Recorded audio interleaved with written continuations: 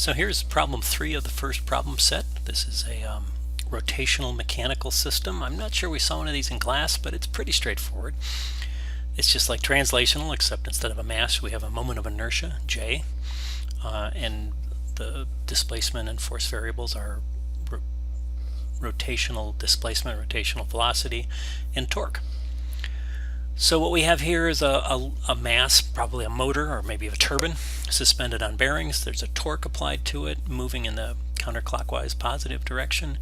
And those bearings have oil in them, and they develop shearing forces, which translates into a torque that's proportional to the speed. So it's essentially the same as a damper. And what we want to do is write the differential equation that relates that rotational velocity, represented here by capital omega, to the applied torque. So let's go back over to my my handwritten solution here. So you can see I've got a very simple free body diagram with the applied torque on one side and the resisting damping torque on the other.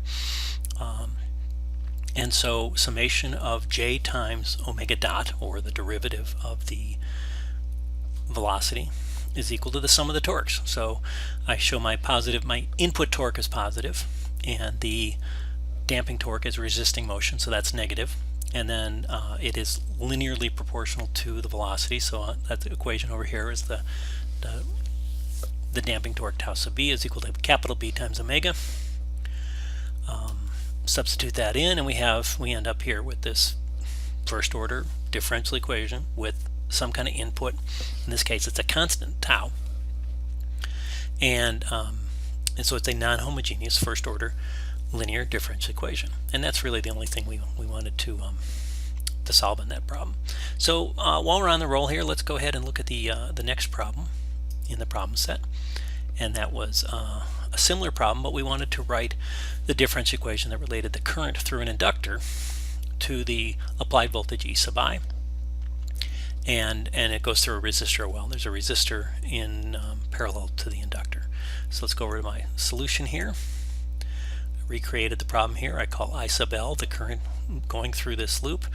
We use Kirchhoff's voltage law that says the sum of the voltages around a loop, a continuous loop, has 0.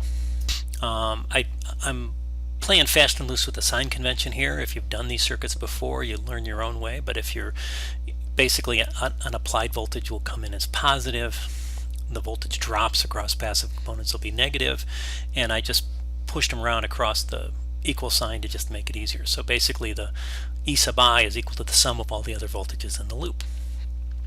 So E sub I is equal to the voltage drop across the resistor, R times I, plus the voltage drop across the inductor, which we know, or we can look up, is L times the derivative of the current, di dt.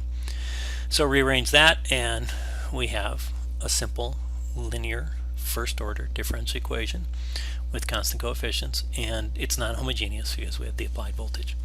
So really that's pretty straightforward, and I hope one of the things we're starting to see is all these differential equations are of the same form. Even though they're very different systems, they all look the same, and that's part of the whole modeling understanding. This is the deeper understanding I want you to find when we talk about modeling, is that we end up with the same differential equations regardless of the systems.